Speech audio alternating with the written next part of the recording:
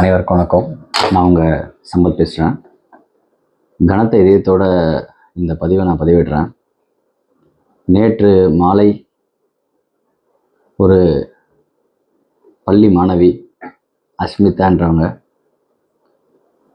ஆக்சிடெண்ட்டில் இறந்துட்டாங்கன்னு சொல்லிட்டு மோஸ்ட்டாக பாண்டிச்சேரி ஃபுல்லாகவே ஒரு தவிக்கக்கூடிய ஒரு விஷயமா இது நடந்திருந்தது. ஆக்சிடெண்ட்டில் சாவறதே ஒரு பெரிய துயரமான ஒரு சம்பவம்.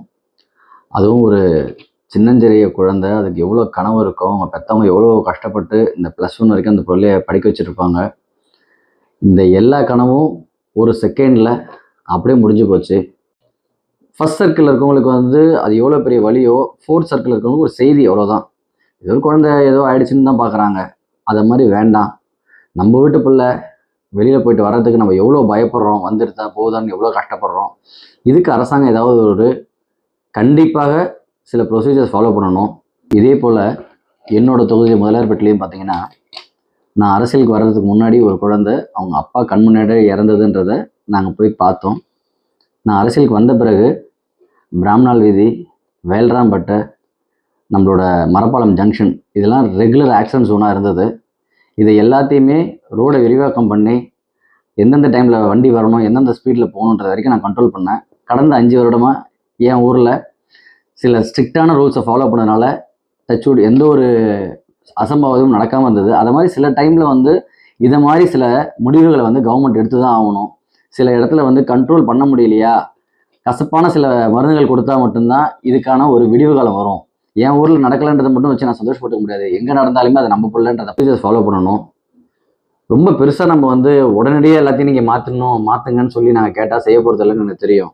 ஆனால் நான் உங்களுக்கு வைக்கிற கோரிக்கை என்னென்னா, இந்த ஸ்கூல் டைமிங் இருக்குல்ல, காலையில் ஒரு 8லேருந்து 9 மணி, 7லேருந்து 9 மணி வரைக்கும், பிறகு மாலை ஒரு 3லேருந்து 6 மணி வரைக்கும் இந்த கனரக வாகனங்களை ஸ்டாப் பண்ணிடுங்க. ஸ்கூல் ஜோனில் ஸ்டாப் பண்ணிடுங்க.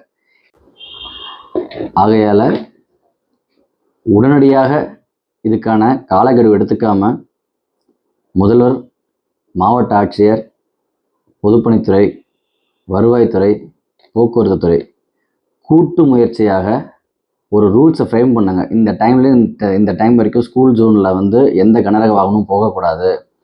ஆக்சிடென்ட் ஜோனை கண்ட்ரோல் பண்ணுறதுக்கு ஸ்ட்ரிக்டான என்ன ரூல்ஸ் எடுக்க முடியுமோ எடுத்துக்கோங்க. அதாவது அந்த ஸ்கூல் ஜோன்ஸில் இருக்கக்கூடிய ஆக்கிரமிப்பை அகற்ற வேண்டும்னா அதை உடனடியாக செய்யுங்க.